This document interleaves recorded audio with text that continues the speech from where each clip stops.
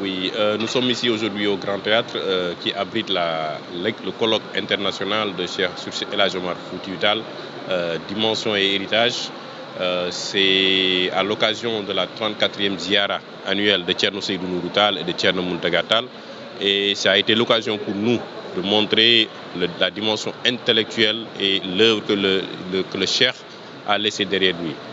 Il a disparu il y a 150 ans dans les falaises de Bandiagara, mais derrière lui, il a laissé un État aussi religieux et aussi puissant de par ce qu'il a vraiment pu laisser dans l'histoire contemporaine africaine.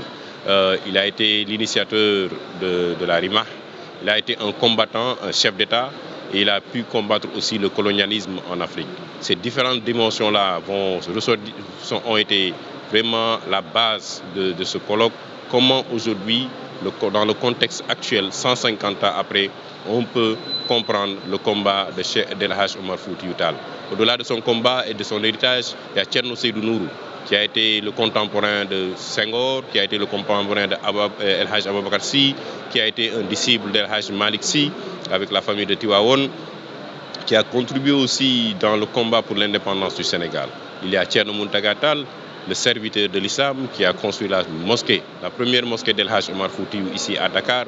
Toutes ces dimensions se retrouvent dans cette année symbolique de 2014, 150 ans de disparition d'El Hadji Omar Foutiyou Tall, 150 ans de la naissance de Thierno Seydou Nourou Tall, le centenaire de Thierno Mountaga Tall. Pour nous, la famille omarienne, cela représente un symbole pour le Sénégal, mais un symbole pour l'Afrique.